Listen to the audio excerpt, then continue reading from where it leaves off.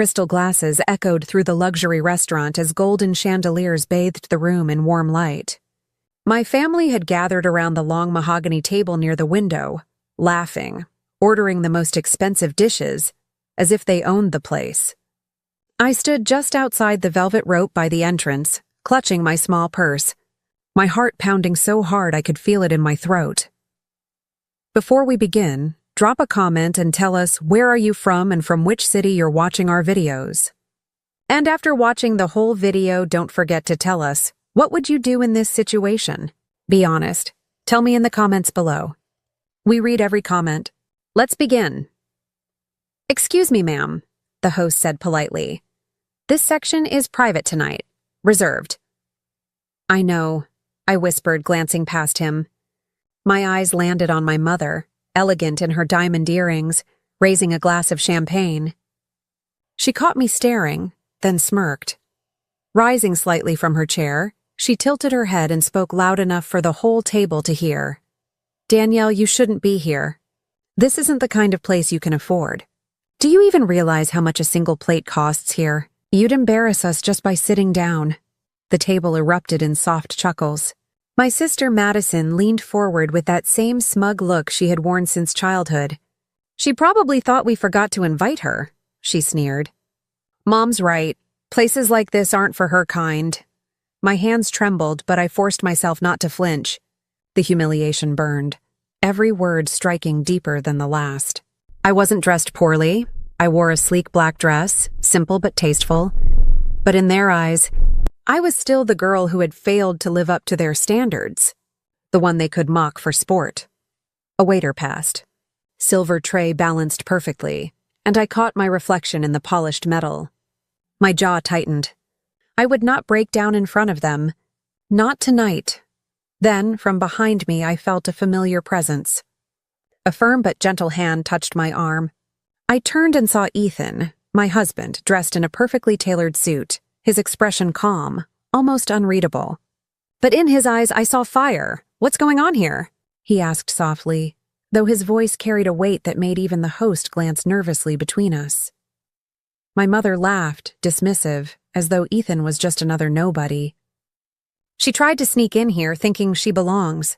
Tell your husband," she spat the word like it left a bad taste, "that this place isn't for people like you two.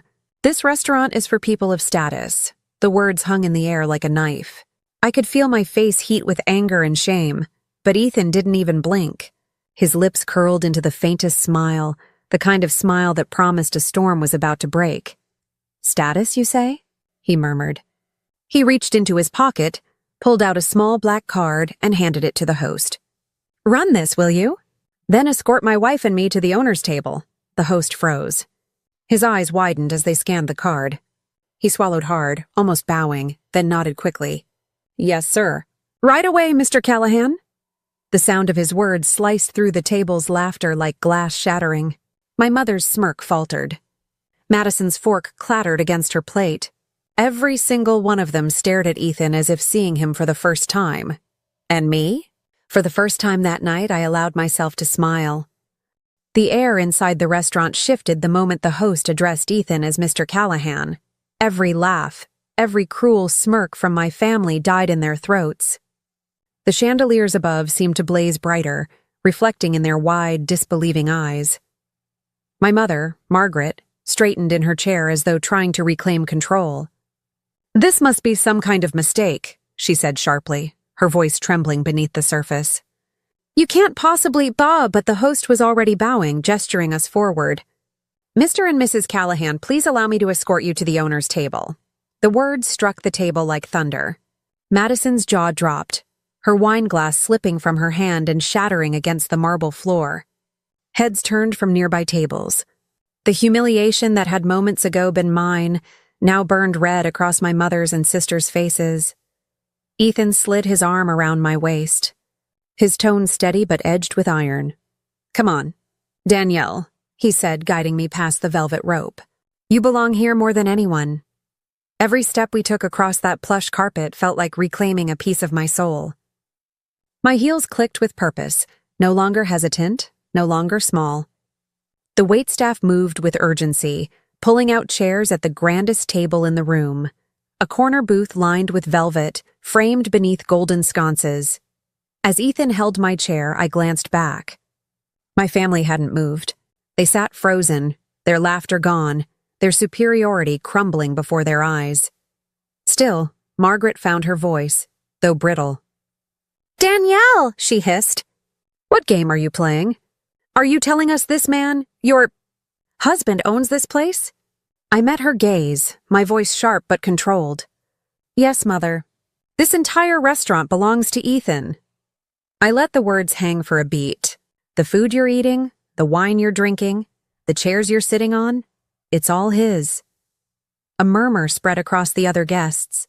Some whispered, some stared. My mother paled, her diamond earrings suddenly less dazzling beneath the weight of truth.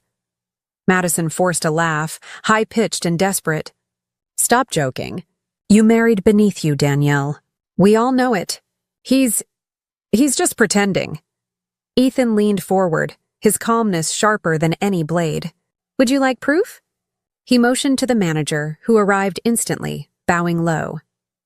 "Mr. Callahan, everything is ready as you requested." The manager handed Ethan a sleek leather folder. Inside was the official deed. Ethan flipped it open deliberately, letting my family see the signed ownership document stamped with the restaurant's crest. The color drained from Madison's face.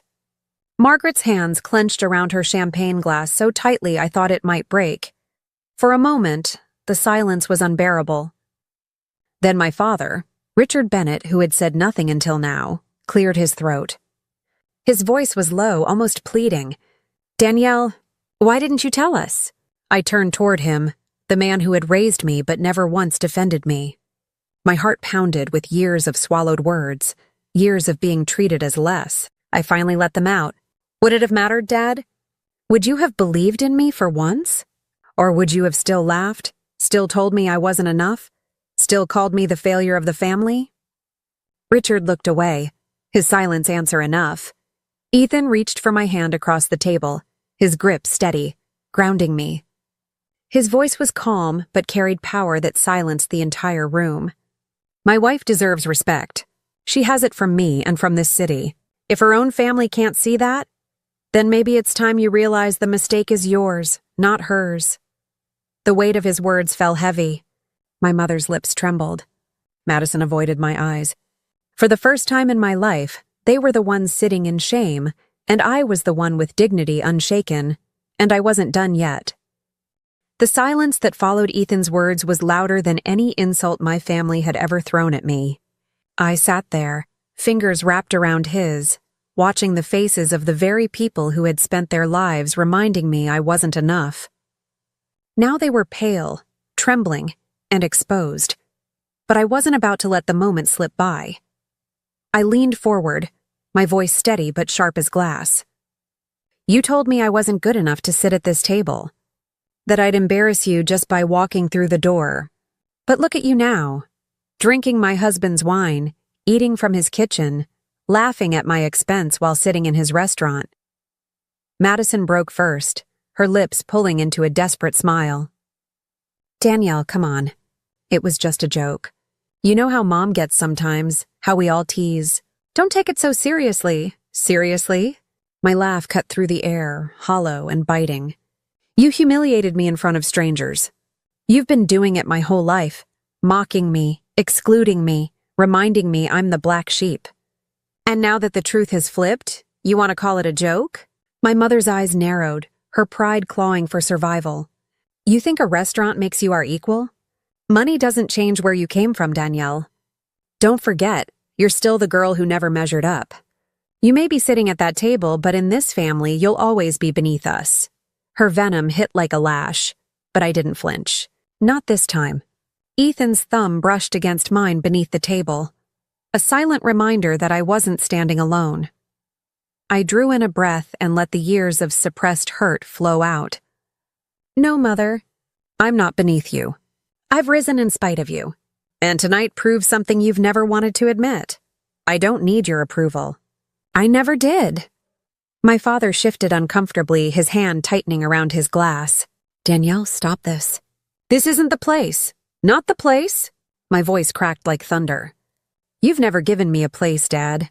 Not at the table, not in the family, not in your heart. Madison was your golden child. I was the one you brushed aside. Tonight you tried to erase me again, but you can't anymore. Gasps rippled through nearby diners. Some whispered behind their menus, others openly watched, unable to look away from the storm unfolding. Richard opened his mouth to protest, but Ethan's voice cut in, calm yet commanding. This is exactly the place, Mr. Bennett. Because for years you've treated Danielle as though she's invisible, as though her worth depended on your approval. That ends now, the manager returned, bowing low to Ethan. Sir, the bill for the Bennett party has been settled as you requested. The entire table stiffened. My mother shot to her feet. Settled? We haven't even finished. Ethan's smile was razor sharp. No, but you've had enough. My staff will clear your table. Consider tonight on the house a farewell gift. Margaret's face twisted with rage. How dare you embarrass us like this? Ethan leaned back, unbothered, his arm resting casually along the booth. You embarrassed yourselves when you turned away your own daughter at the door. I simply made sure everyone sees it for what it is. Madison pushed back her chair, her composure shattering. This is ridiculous. We came here to celebrate what? I snapped, standing now, my voice shaking with both fury and freedom. Another deal you'll brag about while belittling me? Another dinner where I sit at home, wondering why I wasn't invited? Well, guess what? Your celebration is over. Tonight isn't about you anymore. Tonight, it's about me. The room fell into a hush so thick I could hear the pounding of my own heart. My family sat frozen, stripped of the power they once held over me. For years, I had begged for scraps of affection. Tonight, I had something greater, dignity, and I wasn't finished. I turned to the waitstaff, my voice clear, deliberate. Please escort the Bennett party out. Their reservation is canceled. The shock on my mother's face was almost poetic. She sputtered, searching for words, but none came. Madison gaped like a child caught lying. My father's shoulders sagged, the weight of shame finally pressing down. Two waiters stepped forward, polite but firm, gesturing toward the door. The once powerful Bennetts stood awkwardly, their superiority crumbling as whispers and stares followed them through the dining room. As they passed me, Margaret hissed under her breath. You'll regret this, Danielle. I met her glare without blinking. No, Mother. The only regret here is yours. They left in silence, their footsteps echoing against marble like the final toll of a bell. The moment the doors closed behind them, the restaurant seemed to exhale. A wave of applause broke out from surrounding tables, polite at first, then stronger, until the entire room was clapping. Heat flushed my face, but this time it wasn't humiliation. It was pride. For once in my life, people weren't laughing at me, they were applauding me. Ethan rose beside me, his hand brushing down my back as he whispered, just for me to hear. You were brilliant. I turned to him, my voice softer now, stripped of venom, only truth. You gave me the strength to finally speak. I've spent my whole life waiting for them to see me. But tonight, I realized, I don't need them to. I see myself. His eyes softened, pride and love woven together. And that, Danielle, is something they can never take from you again. We sat together at the owner's table, the meal before us untouched, the night heavy with both endings and beginnings. For the first time, I didn't feel like the unwanted daughter. I felt like the woman I was always meant to be. And as the chandeliers glowed above us, I knew one thing with absolute certainty. My family's power over me had ended tonight, in the very place they tried to deny me entry. They thought I'd never belong. But the truth was, I owned the room. The applause inside the restaurant faded, but its echo lingered in my chest long after my family had been escorted out. For the first time in my life, I wasn't the one left standing in shame. I was the one in control. Yet I knew my mother, Margaret, wouldn't let it end there. She was too proud, too obsessed with appearances to accept defeat. And I was right. The very next morning, I woke to the sound of my phone vibrating against the nightstand. Ethan stirred beside me, his arm warm across my waist, but I slipped free and answered. Danielle. My mother's voice was cold, clipped. We need to talk. Now. Your father and I will be at the estate at noon. Be there, I almost laughed, commanding me again, as if nothing had changed. But something inside me shifted last night, and I wasn't the same woman anymore. At noon, Ethan drove me up the long driveway to the Bennett estate.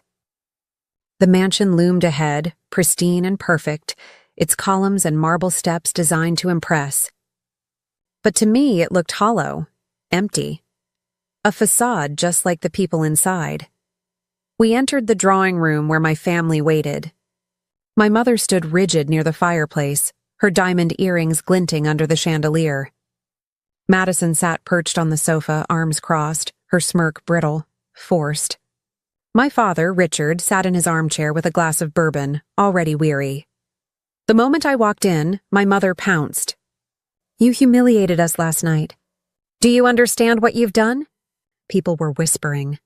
Our name, our reputation, our name? I cut her off, my voice sharp. You were worried about your name while you dragged mine through the dirt. You told me I wasn't good enough to walk into that restaurant. You laughed at me in front of strangers.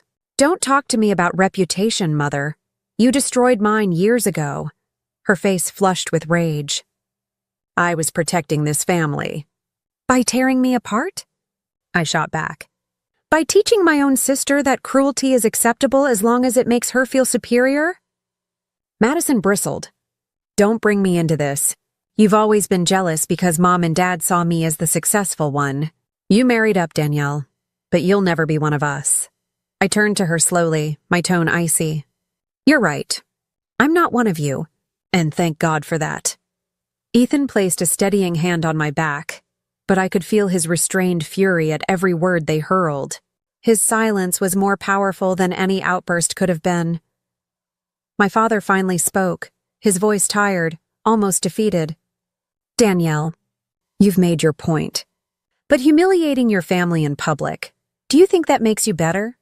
You've always been emotional, reckless. Last night proved it. I stared at him, heart pounding.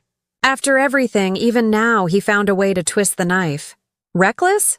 My voice cracked with years of pain. You call it reckless when I finally stood up for myself? You call it reckless when I refused to be your family's punching bag? No, Dad. Last night wasn't reckless, it was freedom. The silence was thick, suffocating. My mother's eyes blazed. My sister's jaw was tight. My father stared at his bourbon, unable to meet my gaze. Ethan finally stepped forward, his voice calm but cutting like steel. I've listened quietly long enough. Danielle doesn't need your approval. She doesn't need your acceptance. She has built her own life, and she stands taller than any of you. And whether you realize it or not, last night the world saw what this family really is. Cruel, shallow, desperate for control. That shame is yours to carry, not hers. Margaret's lips trembled with fury, but she couldn't find words to strike back. I stepped closer, my voice low, deliberate. For years, I begged to belong to this family. I bent myself into pieces trying to earn your love, but I finally see the truth. You only love what makes you look powerful. I don't fit into that image. And I never will, my sister sneered. So what now, Danielle? You think you can cut us off and suddenly you're above us? I smiled faintly, the kind of smile that comes when you finally stop bleeding. No, Madison. I don't think I'm above you. I just know I'm finally free of you. Ethan extended his hand to me, and I took it without hesitation. Together, we turned toward the door. My heels clicked across the marble floor, echoing louder than my family's silence. But just before I stepped outside, I paused and looked back one last time. You said I couldn't afford to walk into that restaurant. Turns out you couldn't afford to walk out with your dignity intact. Remember that the next time you try to measure my worth, their faces burned into my memory. My mother's pride crumbling. My sister's mask cracking. My father's silence crushing him. As the door closed behind me, the weight I'd carried for years finally lifted. Outside, the sun was brighter, the air sharper, freer. Ethan squeezed my hand, his voice low and certain. You don't owe them anything anymore. You never did. I looked up at him, my heart steady for the first time in years. You're right. I don't. We walked down the steps together, away from the house that had never been a home. For the first time, I wasn't leaving in shame. I was leaving in power. And as we drove away, the mansion shrinking in the distance, I knew I had closed the final chapter on a life built on their cruelty. I wasn't Danielle, the forgotten daughter, anymore. I was Danielle Callahan, the woman who walked through fire, claimed her